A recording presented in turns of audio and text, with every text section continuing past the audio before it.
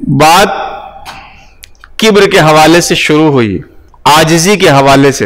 एक हदीस शरीफ अज़हरी साहब ने हम लोगों को सुनाया कि जिसके दिल में राई के दाने के बराबर या इससे भी कम किब्र हो वो जन्नत में नहीं जाएगा। किब्र के हवाले से बात चली।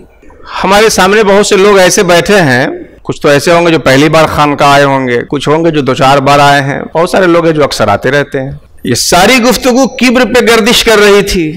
अब सवाल ये है कि किब्र को छोड़ना जरूरी क्यों है? भाई किब्र नहीं होना चाहिए और किब्र को खत्म करने के लिए शेख की सोहबत जरूरी है। तो सबसे पहला सवाल जो इस पे होता है कि किब्र को छोड़ना जरूरी क्यों है?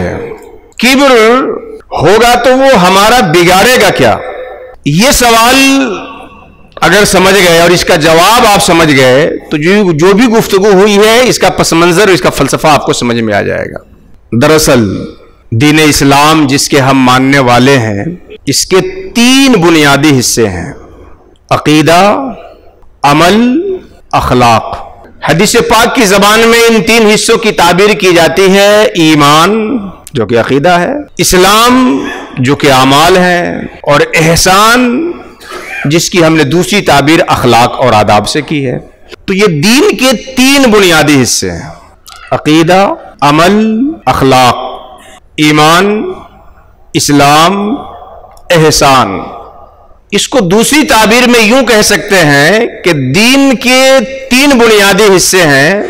एक वो जिसका ताल्लुक मानने से है, दूसरा वो जिसका ताल्लुक करने से है, और तीसरा वो जिसका ताल्लुक महसूस करने और देखने से है। ये महसूस भी जो है, एहसास के 5 मरातिब हैं, एहसास के 5 दरवाजे हैं: छू कर एहसास करना, देख कर एहसास करना, सूंघ कर एहसास करना, चख करके एहसास करना। महसूस इन 5 के लिए बोला जाता है। इसमें से खास किस्म है एहसास की, वो देख करके किसी का एहसास करना। तो मानना, करना, अमली तौर पर अंजाम देना, और दीन का तीसरा हिस्सा है वो महसूस करना, यानी देखना।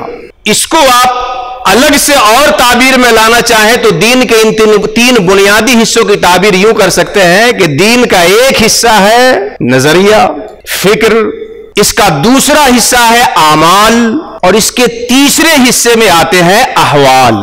तो अकीदा, अमल, अखलाक, ईमान, इस्लाम, एहसान, नजरिया, जाहिरी आज़ा का एक्शन, अमल, और फिर अहवाल। अकीदा, फिर इसके लिए फरा है अमल, फिर उसके लिए फरा है अहवाल। मिसाल महसूस में अगर आप इन ताबीरात को समझना चाहें तो एक है बीज जो जमीन के अंदर डालते हैं, दूसरा हिस्सा है पौधा जो जमीन के ऊपर उस बीज से नमूदार होता है, और तीसरा हिस्सा है फल जो उस पौधे में बीज से अदम से वजूद में आता है। तो दीन के 3 बुनियादी हिस्से हुए: अकीदा, अमल, और इसके बाद तीसरा हिस्सा अखलाक व आदाब है, अहवाल है। ये अहवाल है क्या चीज? अहवाल ये है, हदीस शरीफ में आया, प्यारे आका फरमाते हैं कि जब तुम्हारी नेकी तुझको खुश करे और तुम्हारा गुनाह तुमको गम में मुब्तला करे, फ़अंत मोमिन। जब नेकी करो तो तुम्हें अंदर से खुशी हासिल हो, और जब गुनाह हो जाए तो अंदर से तुम्हें गम लाहिक हो, फ़अंत मोमिन। तो नेकी करने के बाद खुशी का हुसूल ये हाल हुआ। इस हाल को आप यूं समझिए, अगर बाप अपने बेटे को कुछ कहे और बेटा अपने बाप के हुक्म पे अमल कर जाए, उस्ताद अपने शागिर्द को कुछ कहे और शागिर्द अपने उस्ताद की बात पे अमल कर जाए, पीर अपने मुरीद से कुछ कहे और मुरीद उस पे अमल कर जाए, तो अगर वो मुरीद और वो बेटा और वो शागिर्द वफाशार होगा तो उस हुक्म पे अमल करने से उसे खुशी होगी। कि अब्बू जान तो कभी कहते नहीं, आज ये कह दिया है, अल्लाह का शुक्र है हमने ये करके उनको खुश कर दिया, उनकी खुशी में हमारी खुशी है। दम दम फिर रहा हो, मस्त फिर रहा हो। शेख कुछ कह दे, और कहना तो बहुत बड़ी चीज होती है, ये जैसे जैसे आगे बढ़ते हैं उनके इशारे को मुरीद जब अमल में ले आता है तो उसे खुशी हासिल होती है। کہ میں نے وہ کام کر دیا جس سے شیخ خوش ہو جاتے ہیں. تو جب ایک بیٹا اپنے باپ کے حکم پہ عمل کرتا ہے تو اسے خوشی حاصل ہوتی ہے. ایک شاگرد جب اپنے استاذ کے حکم پہ عمل کرتا ہے تو اسے فرحت ملتی ہے. ایک مرید جب اپنے پیر کے حکم پہ عمل کرتا ہے تو مسرت و شادمانی کا احساس ہوتا ہے. پھر ایک بندہ اپنے معبود کے حکم پہ عمل کرے اور اندر سے خوشی حاصل نہ ہو تو اس کا مطلب یہ ہے کہ ایمان و عمل کے بعد احوال کے ترتب کا جو سلسلہ ہے ابھی تک رکا ہوا ہے اس کی زندگی میں. اب وہ حال ہماری زندگی میں کیسے مرتب ہوگا؟ اسی حال کو مرتب کرنے کے لیے اخلاق چاہیے. اور اخلاق ہماری زندگی میں کیسے آئے گا؟ وہ تب تک نہیں آئے گا جب تک ہماری زندگی میں کبر موجود رہے گا. اب کبر سے بچنا ہمارے لیے کیوں ضروری ہے؟ تاکہ دین کا بنیادی حصہ اور اہم حصہ جو پھل کی طرح ہے اخلاق و آداب احوال وہ ہماری زندگی میں آ سکے. ابھی تو ہماری صورتحال یہ ہے کہ نماز میں آ بھی گئے تو امام صاحب جب سلام پھیرتے ہیں تب ہم ہوش میں آتے ہیں اور اس وقت آدمی ایک سکون کی سانس لیتا ہے کہ چلو سلام پھیر لیا. جب آپ زکوٰۃ ادا کرتے ہیں رمضان کے مہینے میں تو یا کوئی آپ سے مانگنے آ گیا اور آپ اس کو جب پیسہ دیتے ہیں تو دینے کے بعد کیا ہمیں خوشی حاصل ہو جاتی ہے کہ اللہ کو جو کام پسند ہے وہ میں نے کر دیا، یا اس کو کرنے کے بعد اندر کے کچوٹ اتنا رہتا ہے کہ وہ 10 روپے کی لات اس قدر ہمیں ستاتی رہتی ہے کہ رات کو آنکھیں جب کھولتی ہے تب بھی اس کی ٹیس ہمیں محسوس ہوتی ہے؟ اگر نماز سے سلام پھیرنے کے بعد ہمیں دوسری نماز کا اشتیاق نہیں ہو رہا ہے تو اس کا مطلب یہ ہے کہ ہماری نماز پہ حال کا ترتب نہیں ہو رہا ہے. ورنہ جناب محبوب سے جدا کیا جائے، الگ کیا جائے تب سکون حاصل ہوگا. وہ تو بے قراری کا وقت اب آیا. الصلاۃ معراج المومنین، نماز مومن کی معراج ہے. سلام پھیرنے کے بعد آپ لوٹ رہے ہیں اور اب آپ کو سکون مل رہا ہے. سلام پھیرنے کے وقت تو یہ اشتیاق غالب ہونا چاہیے کہ پھر کب معراج کا وقت آتا ہے محبوب سے ملاقات کی گھڑی آتی ہے. یہ کیوں نہیں ہو رہا ہے؟ وہ اس لیے نہیں ہو رہا ہے کہ ابھی ہمارے اعمال پہ احوال مرتب نہیں ہو رہے ہیں. تو ایمان کے بغیر وہ عمل نہیں جس پہ حال مرتب ہو، اور عمل ہو مگر حال مرتب نہیں ہے تو اس درخت کی طرح ہے جس پہ پھل نہیں ہے. تو ہمیں اپنا عقیدہ بھی صحیح کرنا ہے، ہمیں اپنا عمل بھی صحیح کرنا ہے، اور اپنے اعمال پہ احوال کو مرتب کرنے کا شعور بھی حاصل کرنا ہے. عقیدہ کیسے صحیح ہوگا؟ اہل سنت و جماعت کے عقیدے پہ رہنا ہے اور اس میں یقین کی کیفیت پیدا کریے. عقیدے کے باب میں یقین، عمل کے باب میں اخلاص، اور اخلاق و آداب اور احوال کے باب میں جو سب سے پہلا امر آپ کے اوپر لازم ہے وہ یہ کہ اپنے اندر سے کبر نکالیے اور عجز کو اپنے اندر لائیے. یہ دین کا جو تیسرا بنیادی حصہ ہے یہ ہمارے اندر کب آئے گا؟ جب ہمارے اندر عجز ہوگا اور ہم اپنے اندر سے کبر کو نکالیں گے. ابھی تو صورتحال یہ ہے کہ اگر ہم کسی مجلس میں جاتے ہیں تو اوگا چوگا پہلے اپنا صحیح کریں گے اور جانے کے بعد بھی یوں بیٹھیں گے کہ تھوڑا وزاداری میں کمی نہ آنے پائے. ایسے لوگ بھی ملتے ہیں جو نعرہ لگانے کے لیے اور واہ صاحب کہنے کے لیے کچھ لوگ پیسہ دے کے لے جائے گئے ہوتے ہیں، اور جانے کے بعد آپ کے مذمومہ تصورات کے مطابق جب آپ کو جگہ نہ ملی، آؤ بھگت سے آپ کا استقبال اور سواگت نہ ہوا، تو وہاں رہ کر کے بھی ایسے رہتے ہیں کہ بھاگے رہتے ہیں، اور آئندہ پھر پورے پورے پہ بھاگے رہنے کی ہی کوشش کرتے ہیں. عہد کیجئے اس مجلس کے صدقے طفیل کہ ہم جب بھی کسی اہل ایمان کی مجلس میں جائیں تو نیت یہ ہونی چاہیے کہ سب سے گنہگار میں ہوں، اللہ وہاں جانے کی برکت سے میری مغفرت فرمائے. کسی بھی اہل ایمان کی مجلس میں جانے سے پہلے یہ نیت کریے، آپ اپنے دل میں سوچئے. حد ہو گئی جناب. مسجد میں جب ہم جاتے ہیں کس لیے جاتے ہیں؟ عبادت کے لیے. عبادت عاجزی کے لیے. مسجد میں کس لیے گئے؟ عاجزی کے لیے.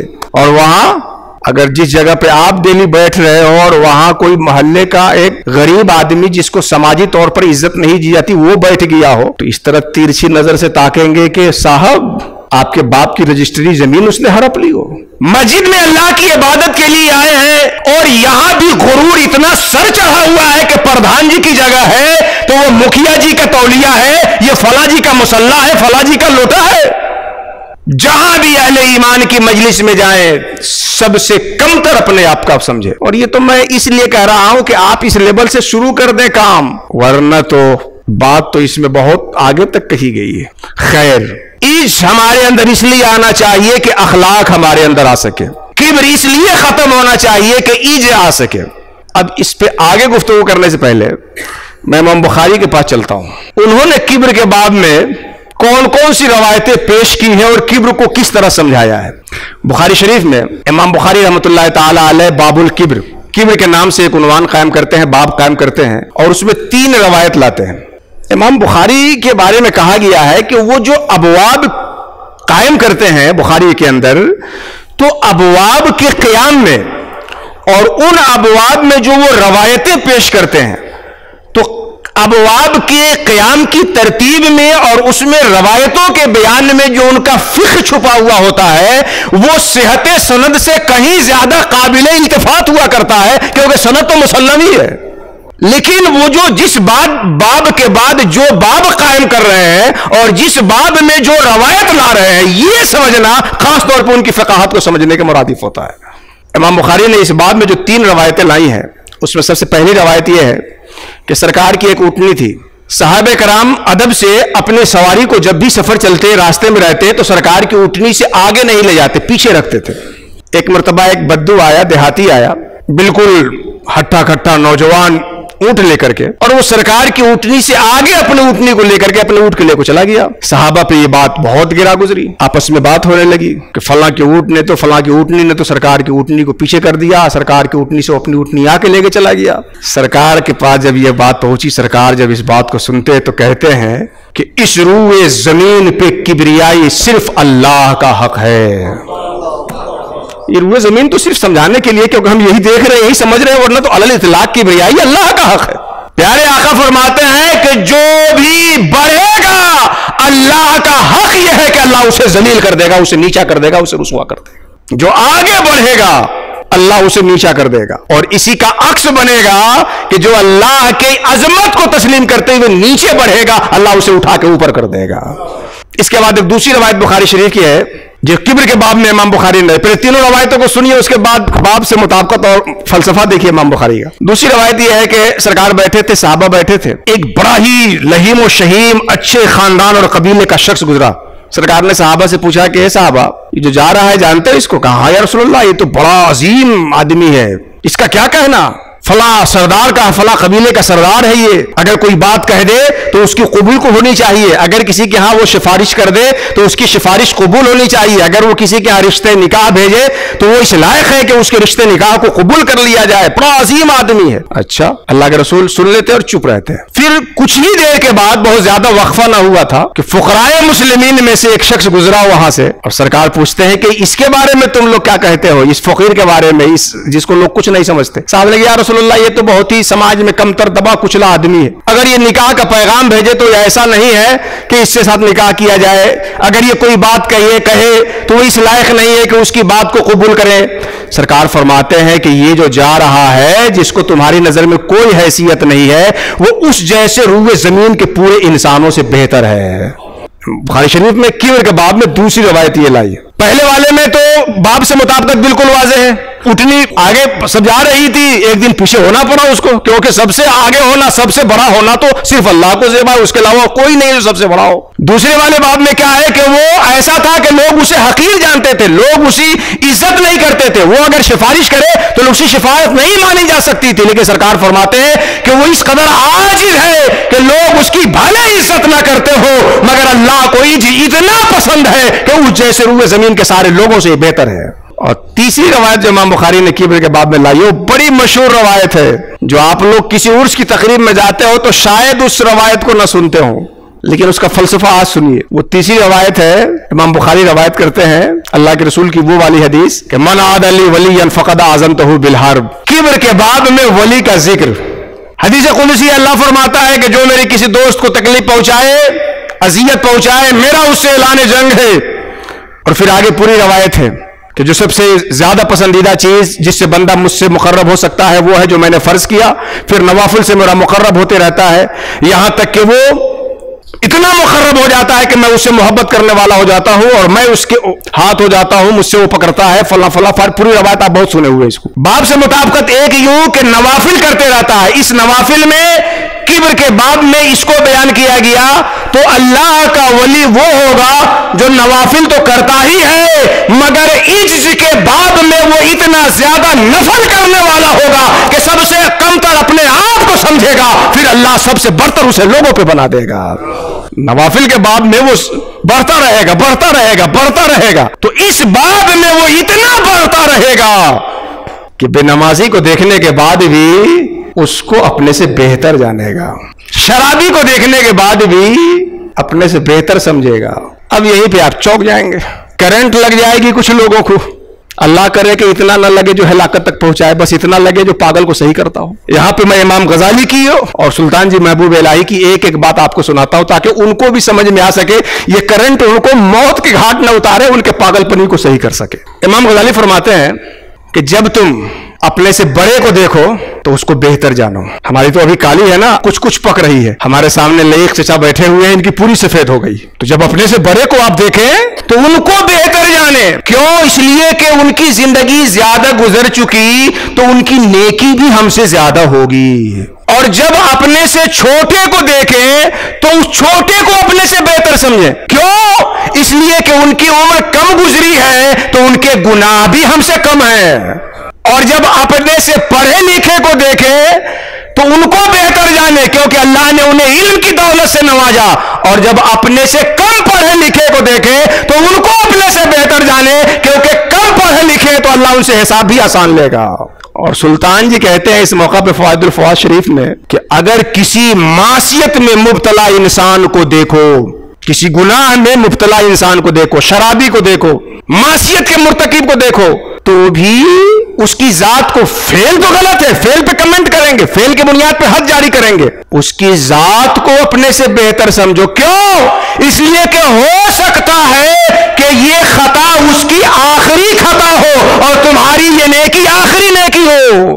اور اس میں یہ غلام سلطان جی کے غلام ہونے کے ناطے ایک حاشیہ لگاتا ہے، جب کسی گناہگار کو دیکھو تو اس کو بہتر سمجھو، اور اپنی طاعت کی حالت میں بھی اپنے کو اس سے بہتر نہ سمجھو۔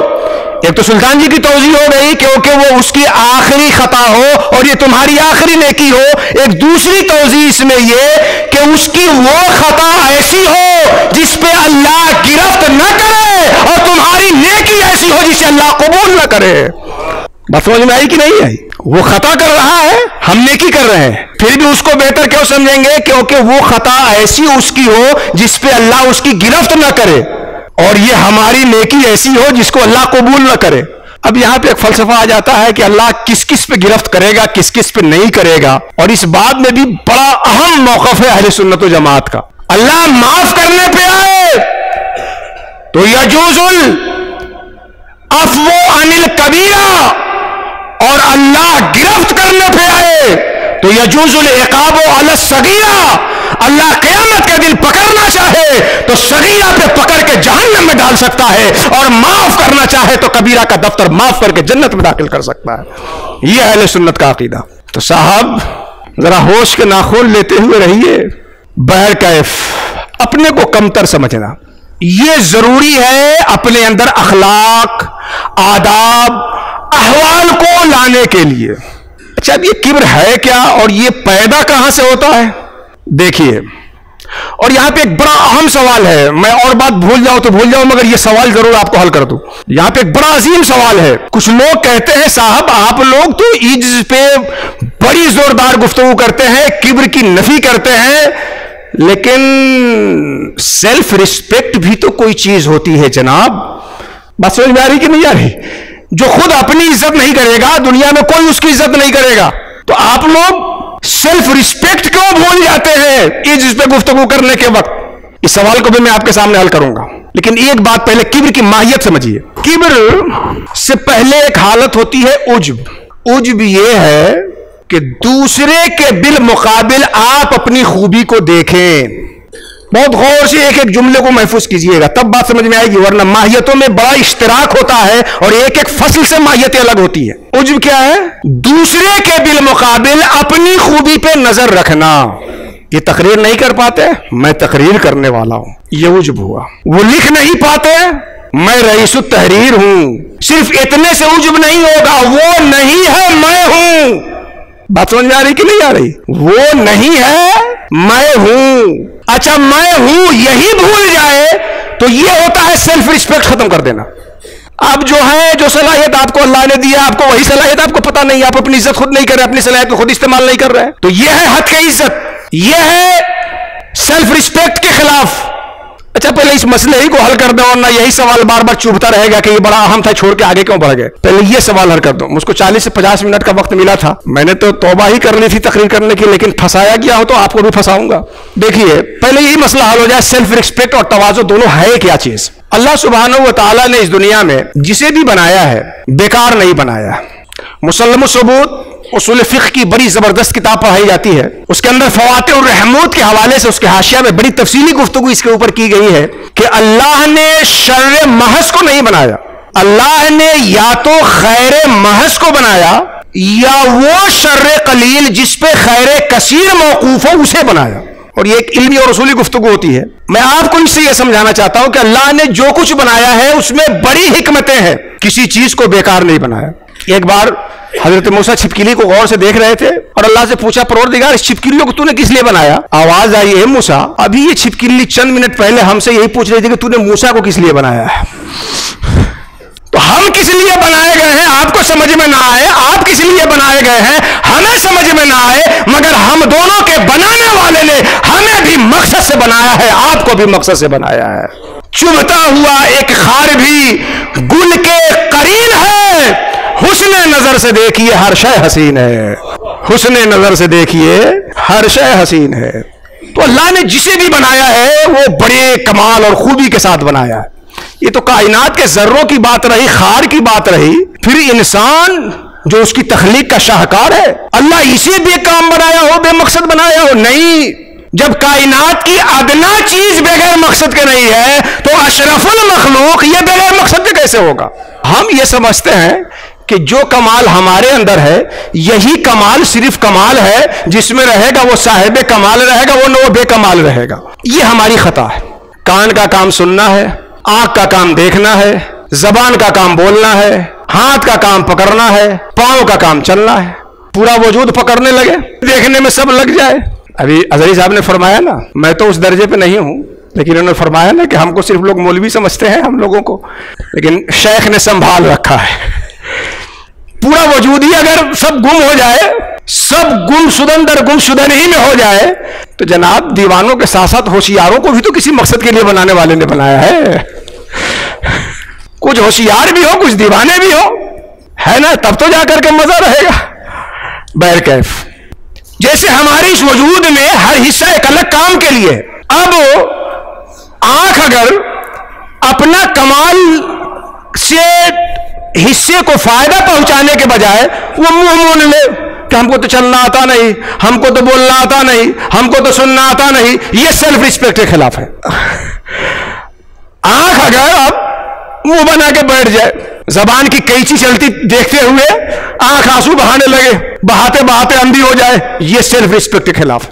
आंख के देखने को कान देखे और अब मुंह लटका ले कि मुझे तो देखना आता नहीं, अब हम सुन के क्या करें, यह सेल्फ रिस्पेक्ट के खिलाफ। जिसमें जिस हिस्से को जो कमाल अल्लाह ने दिया है वो कमाल न करे, यह सेल्फ रिस्पेक्ट के खिलाफ है, और वो कमाल करे यह सेल्फ रिस्पेक्ट को बजा लाना है, और जो कमाल उसे मिला है दूसरे को न मिलने की बुनियाद पर उसकी तहकीर करे, यह इज्ज के खिलाफ, तवाज़ु के खिलाफ है। फलसफा समझ में आया कि नहीं आपको, कि जो कमाल इसे मिला है वो कमाल ही से लोगों को फायदा पहुंचाना छोड़ दे, ये सेल्फ रिस्पेक्ट के खिलाफ है। और उसकी बुनियाद पर गुरूर करे और दूसरे को लायके इतना न समझे, ये किब्र है।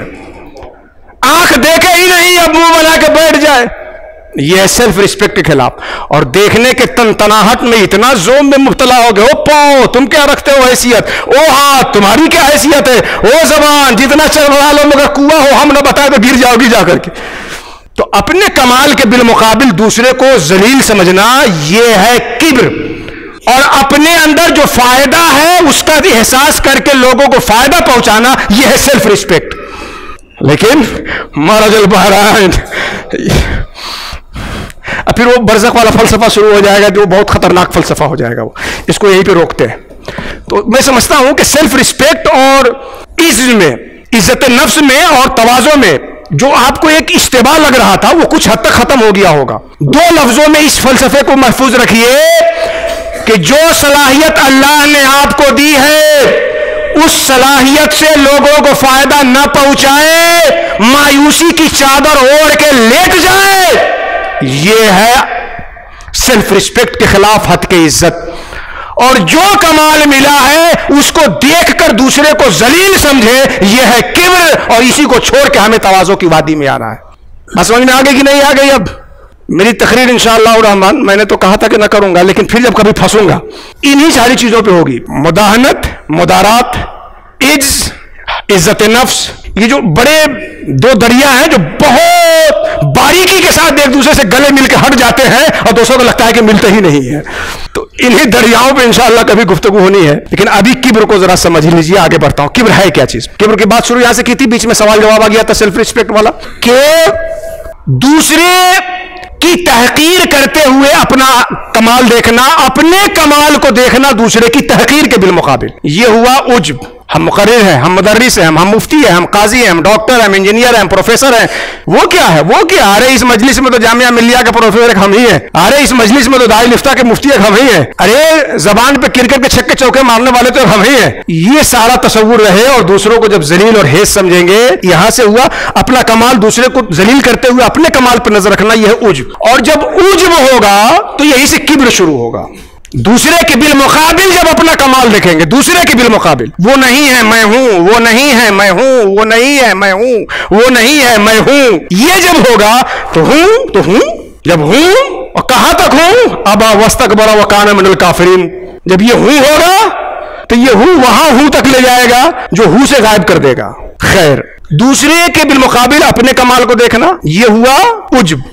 اس سے پیدا ہوتا ہے کبر. اب اس کبر کا 3 اسٹیپ ہے. نمبر 1 کبر، اور ذرا کھایا پیا پروان چڑھا تو یہ بنا تکبر، اور اس کو فروغ مل جائے تو ہوتا ہے استکبار. کبر، تکبر، استکبار، یہ تینوں بذات ایک ہی ہیں مگر حیثیتیں ان کی الگ الگ ہو جائیں گی. دوسرے کو ذلیل سمجھتے ہوئے اپنے کو بہتر سمجھیں آپ، یہ ہے کبر.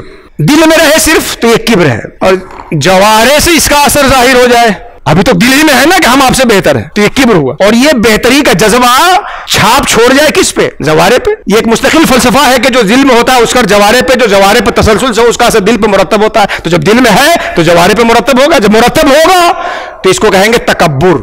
چلنے میں یوں ایسے چلیے کہ ناک آسمان سے ملا دے، یوں دمدار جوتا ماریے کہ زمین کی چھاتی چاک کر دے.